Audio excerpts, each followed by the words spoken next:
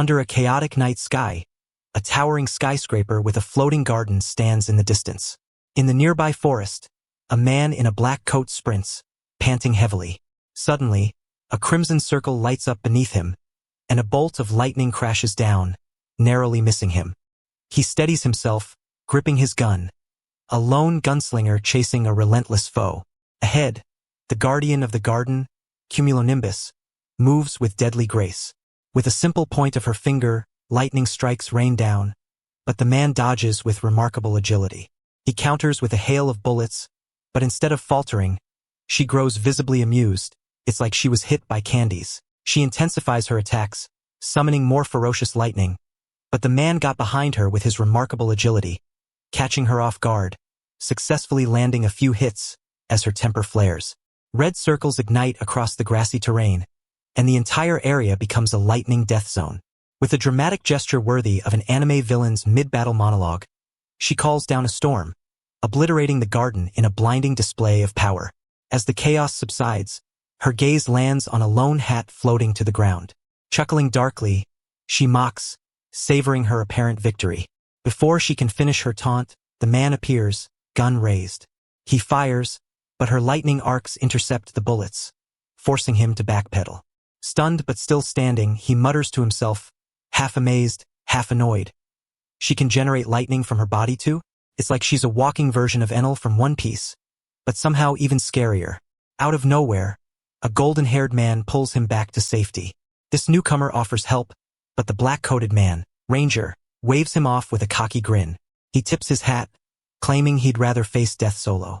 The golden-haired man scowls, muttering how much he hates pointless bravado.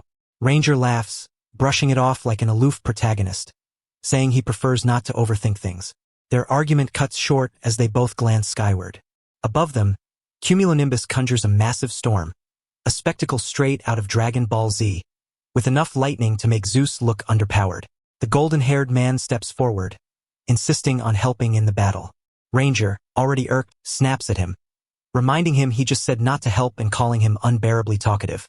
Meanwhile, Cumulonimbus, oozing confidence, laughs and declares her next move, a thunder dragon attack.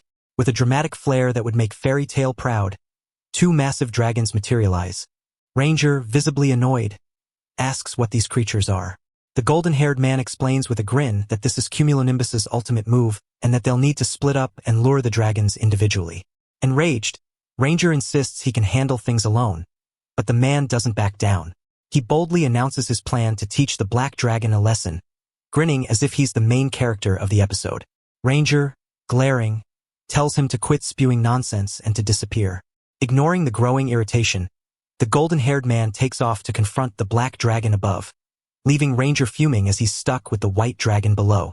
Furious, Ranger yells after him, calling him a reckless idiot and demanding he stay out of it. Lost in his frustration, Ranger fails to notice the white dragon. The situation takes an unexpected twist, as everything stops in place, including the dragon, the blonde guy, as well as Cumulonimbus. A massive golden gear suddenly appears beneath Ranger, freezing time in the garden. The wheel locks him in place. As the gear binds him tightly, Ranger shouts his displeasure, yelling that he never asked for help and berating the golden-haired man for ignoring his orders. He writhes in protest, alternating between angry rants and exaggerated pleas to be released. In true anime fashion, his complaints escalate to full-on whining as he laments his predicament, blaming everyone but himself. Time slowly resumes, as though the golden gear is resetting the battlefield. Ranger, still caught in its hold, dramatically pleads for just one more chance, muttering that this was never his fault. It's a scene straight out of JoJo's Bizarre Adventure, full of over-the-top chaos and reluctant teamwork. The golden-haired man, brimming with excitement, dashed forward, proudly declaring that it was a good thing they worked together. Ranger would have been toast without him. But as he glanced back, his confidence shattered. The massive lightning dragon descended with a deafening crash, slamming straight into Ranger.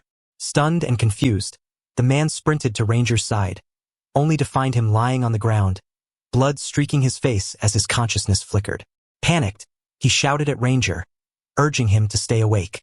As Ranger's vision blurred, the golden-haired man's name was finally revealed, Jin Sung. Struggling to speak, Ranger managed to mutter a string of bitter curses, calling Jin Sung a nuisance. He spat that Jin Sung couldn't possibly understand the hellish battle he'd endured to get to this point. With venom in his voice, Ranger labeled Jin Sung a useless waste of space, blaming him for ruining everything. Jin Sung stood there, baffled, as a sudden, surreal twist unfolded. Out of nowhere, a blocky, pixelated version of himself appeared by his side, looking hilariously out of place amidst the chaos. As Jin Sung processed the bizarre sight, it became clear. This entire battle had been taking place inside an online game. Flustered, Jin Sung protested against Ranger's accusations, claiming the gunslinger only had himself to blame for failing to dodge. Pointing fingers was the last resort of a sore loser. The scene zoomed out to reveal the truth. The epic battle was part of Dungeon and Fighter, DNF, a sprawling virtual realm set in the vast continent of Arad. It's a world where adventurers risk their lives, or at least their patience, to earn fortune, fame, and gear upgrades. While some players become legends with unmatched finesse, Ranger was clearly cut from a different cloth. Before the battle with the cumulonimbus, Ranger calls out to Jin Sung with urgency. He warned of Arad's imminent destruction and begged for his help. In this chaotic virtual world, Ranger stood out as one of the few who takes role-play way too seriously. Suddenly, Ranger tensed, his resolve hardening as he declared his mission to defeat ISYS. But Jin Sung suspected that he just won a free carry. But Ranger vehemently denied the accusation, insisting he wasn't looking for a handout.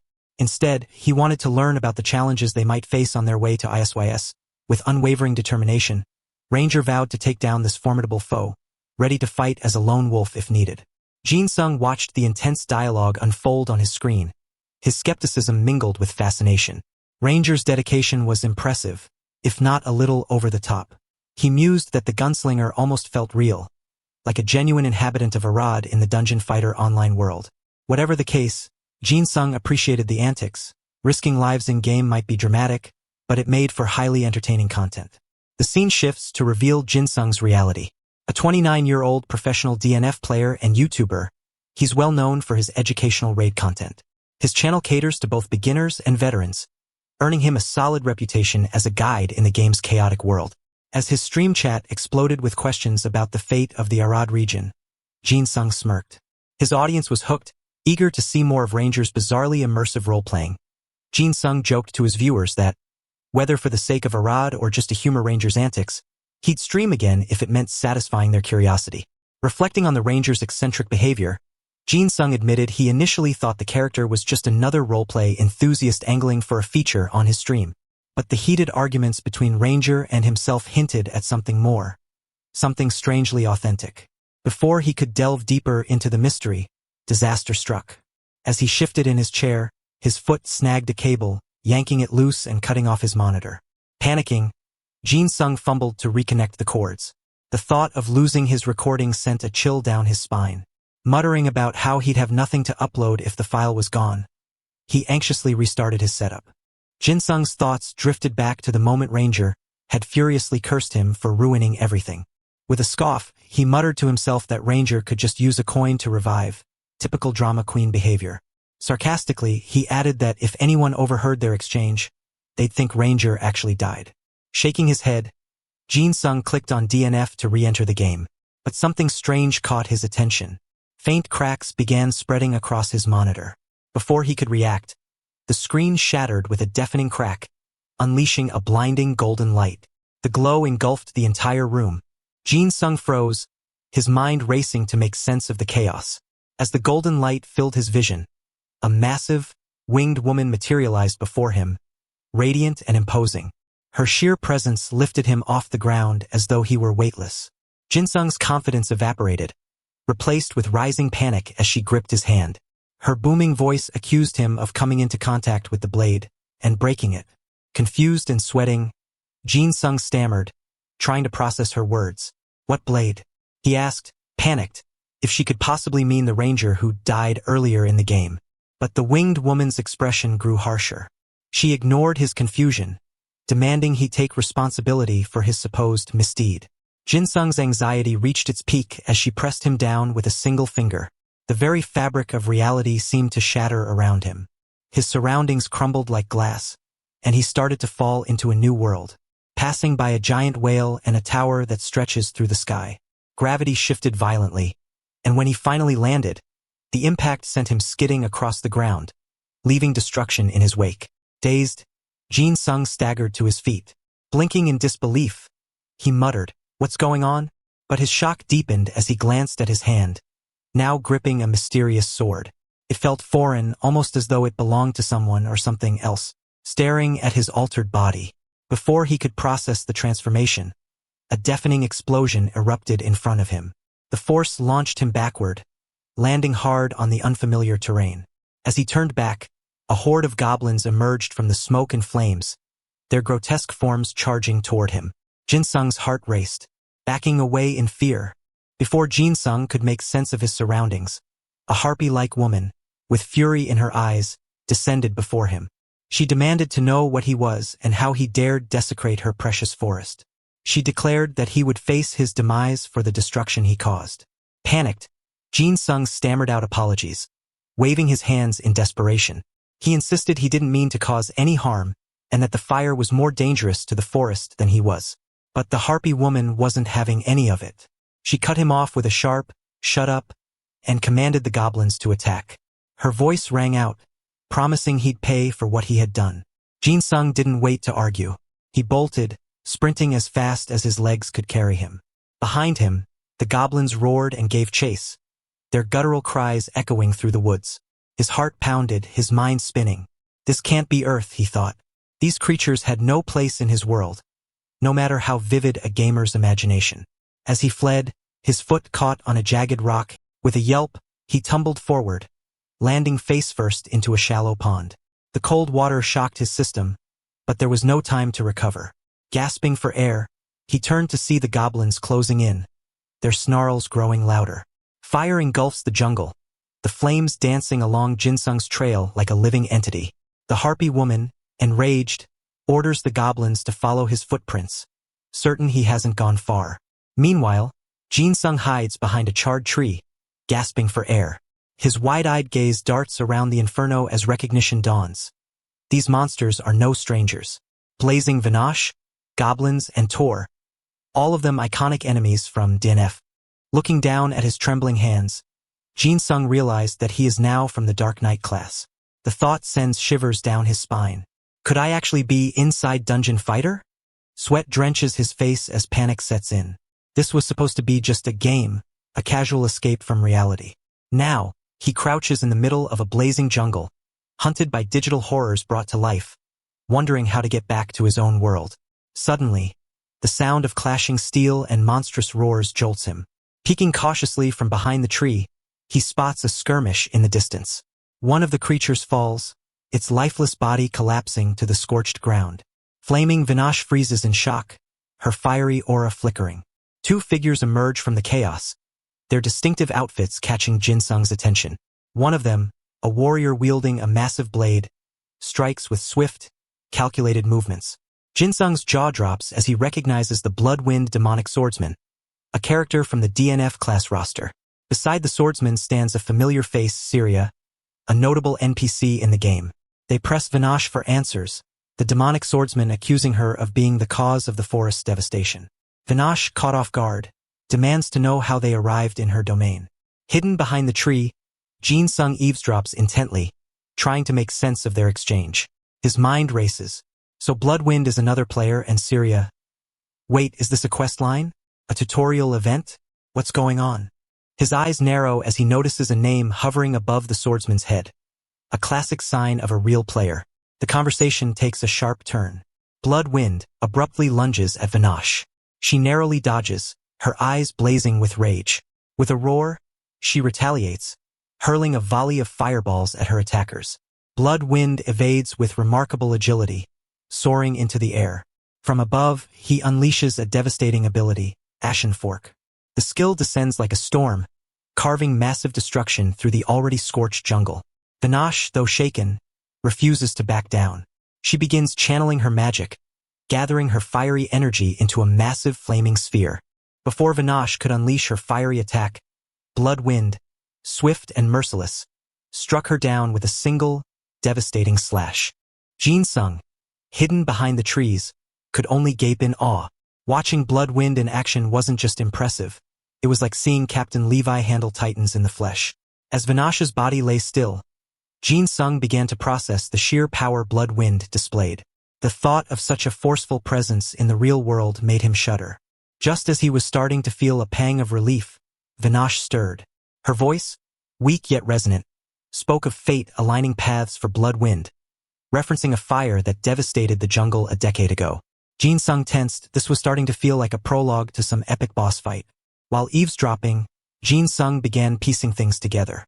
If Blood Wind was controlled by a real player, then maybe, just maybe, there was a way out of this insane game. He called out desperately, hoping to catch the swordsman's attention. But before he could reach them, a golden gear appeared beneath him, trapping him in place. It clamped him tight, rendering him speechless, like some twisted version of Hunter x Hunter's Nen restrictions. Meanwhile, Vinash, standing on shaky legs, cleared the path and declared with grim satisfaction that anyone seeking their doom should step through. To Jin Sung's dismay, Syria and Blood Wind did exactly that, rushing towards their next destination. When the gear shattered, freeing him, he dashed towards the duo, but they were long gone. This is like being sidelined in a shonen fight, he thought bitterly, recalling every time Krillin stood uselessly while Goku handled the action.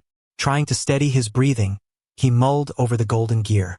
It wasn't just some random obstacle. It had purpose.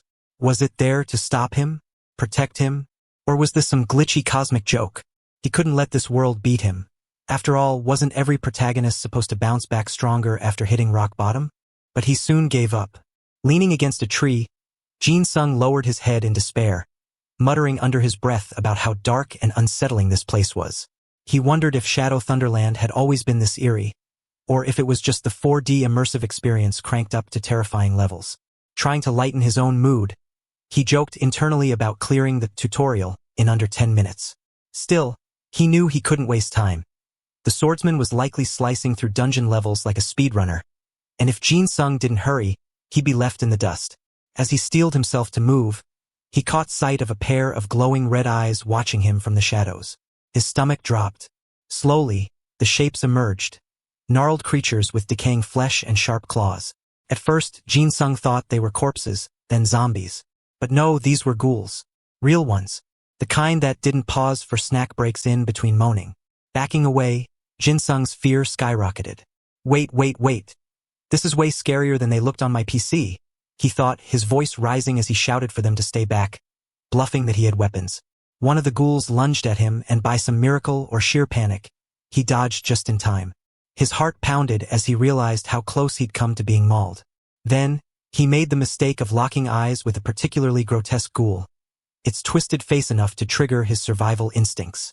He turned on his heel and bolted, screaming about how they were pushovers in the game but absolute nightmares in reality. This is some Attack on Titan nonsense, he thought while sprinting. Amid his chaotic escape, he heard a faint, distressed cry. It was Syria. His hope reignited as he deduced that Blood Wind must be nearby. Following the sound, he stumbled into a cavern surrounded by icy walls. There, he saw Syria frozen in a block of ice and Blood Wind standing before a towering monster. The name, Gaul Gwish, hovered ominously above the creature, confirming it as a boss mob straight out of somber Sunderland. Jin Sung froze. It was surreal seeing a dungeon boss from his monitor now towering in front of him. Excitement bubbled up despite his fear, and he rushed over, tapping Blood Wind on the shoulder. "Can I just, talk to you for a sec?" he asked, his voice betraying his awe. Before Blood could respond, the boss unleashed a barrage of icy spikes. They struck Blood Wind, encasing him in a frozen prison mid-motion. Jin Sung stumbled back, his breath catching in his throat. Watching the unstoppable swordsman immobilized in an instant was like seeing Goku caught in a Frieza death beam. The boss snarled, summoning another wave of ghouls to charge at Jin Sung while warning him to back off. Jin Sung, still banging on the frozen Blood Wind, desperately pleaded for the swordsman to snap out of it. Yet, the ice remained unyielding, and so did the silence. He muttered under his breath, frustrated and panicked, wondering if the swordsman was stuck or ignoring him entirely. A sudden movement snapped him back to the present as a ghoul lunged, its claws swiping dangerously close. He managed to dodge, but another attack grazed his chest, leaving a shallow cut that stung sharply. Seeing the blood, panic overtook him, and he stumbled back, clutching at the wound. Fear gripped him as another ghoul advanced, its twisted face gleaming with malice. Acting on sheer instinct, he drew his sword, hands trembling, and swung wildly, managing to slice the creature in half. He was momentarily frozen by his own success, disbelief written across his face. As more ghouls surged forward, Jin Sung's gaze fell on his weapon. He realized something felt oddly familiar, the weight of the sword, the movements of the monsters.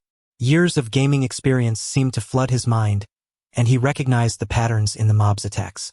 A surge of determination took over as he began slashing through the creatures with newfound confidence. His body moved as though it had done this 1,000 times before, each strike perfectly timed, each dodge expertly executed. The mobs fell one by one, his movements fluid and precise. As the battlefield cleared, Jin Sung turned his attention to the boss. He leveled his sword, a smirk forming on his face, and mentally prepared himself for the challenge. The boss roared in anger, retaliating with a barrage of icy shards. Jin Sung braced himself, recalling a familiar skill from his countless hours of gaming. He swung his blade upward in a defensive move, shattering the shards and carving a path straight to the boss. The thrill of the fight began to take over. Jin Sung, now fully immersed, mentally named each skill he used, stringing them together like a gamer piecing together a flawless combo. The boss staggered under his relentless assault, unable to keep up with the speed and precision of his attacks. But just as Jin Sung was about to land the finishing blow, the boss unleashed an enormous ice pillar, which erupted from the ground with a thunderous crack, aiming to catch him off guard. The boss's laughter echoed across the cavern, but confusion soon replaced it. Jin Sung had evaded the attack, positioning himself strategically behind the creature. With precision and determination, he prepared his next move. His blade began to glow faintly as he summoned his strength for one final, decisive strike. With a powerful leap, he delivered a devastating blow, the impact leaving the boss reeling as blood splattered into the frozen air. Confidence surged within him as he reflected on the mechanics behind his moves. He understood that by repeating the combo, he could cancel unnecessary animations, making his next attack even more effective. Recalling an advanced technique, he visualized how a perfectly executed move could allow him to teleport briefly, closing the distance between him and his target. As the boss faltered, the massive ice pillar shattered behind it, shards raining down like glass. Jin Sung stood firm, his grip tightening on his weapon. The entire sequence felt surreal, as though the years of practicing as a Dark Knight had truly manifested in this moment. To be continued. If you want to watch the next part, then like and subscribe and let me know in the comment of what recap you want to watch next.